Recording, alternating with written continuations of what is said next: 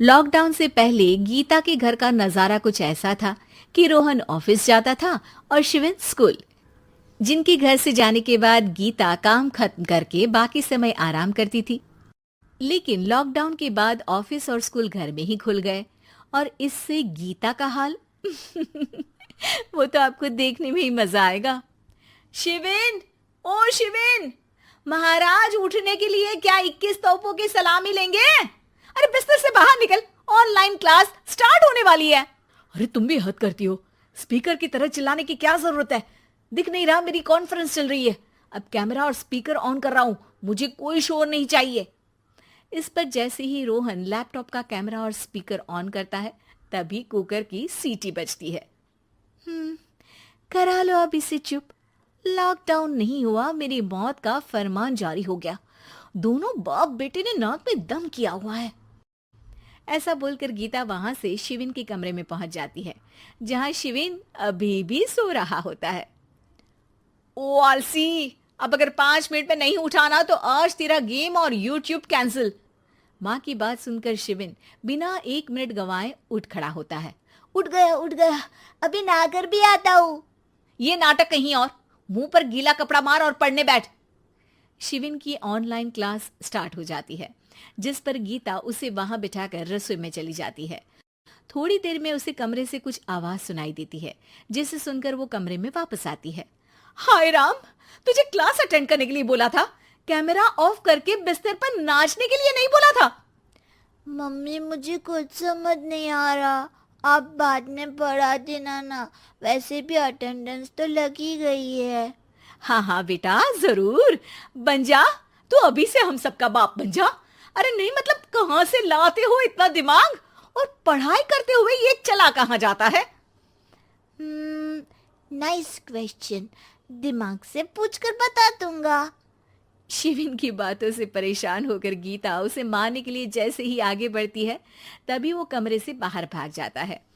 अब शिविन आगे आगे और गीता हाथ में चप्पल पकड़े उसके पीछे पीछे पूरे घर में दोनों घूम रहे होते हैं। इसी बीच वो रोहन के पास पहुंच जाता है और शिविन को मारने वाली चप्पल रोहन के लैपटॉप पर जाकर गिरती है। ओए माँ! मम्मी, अब पापा को चप्पल मार रही हो? वो आज तक के रिपोर्टर, चुपचाप जाकर क्लास अटेंड कर ले, नहीं तो अगली तेरे पीछे लगेगी। इस पर शिविन वहां से चला जाता है, जिसके बाद रोहन गीता से कहता है, इस सर्कस के लिए कुछ बोलना चाहोगी? अरे क्या करूं, जब से तुम दोनों घर में रहने लगे हो, घर अपने आप ही सर्कस बन गया है और मैं तुम्हारी नौकर। कभी बेटी को संभालो तो कभी बाप के नखरे उठाओ।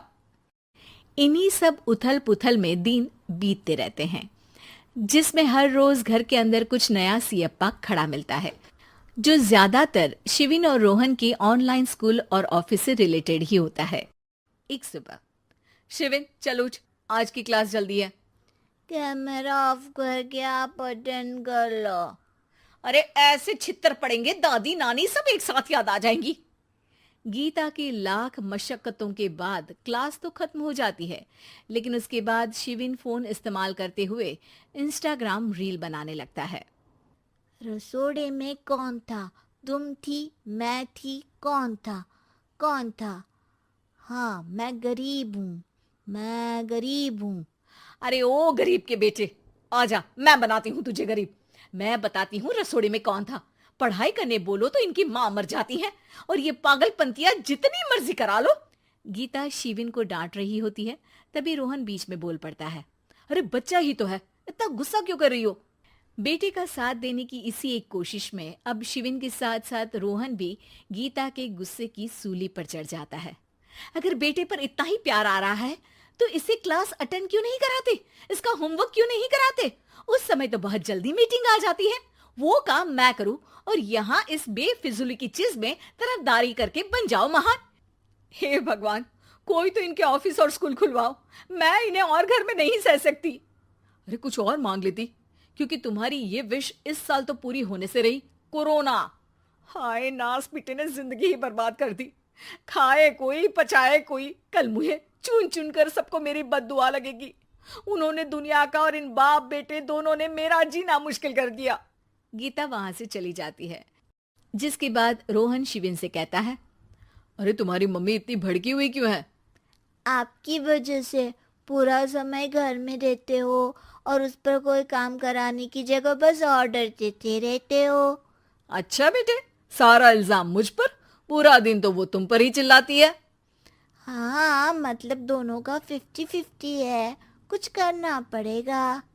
वो कहते ना, make the best out of worst. I have an idea. वैसे तुम्हारी माँ सही कहती है, बहुत जुबान चलाने लगे हो, कम बोला करो।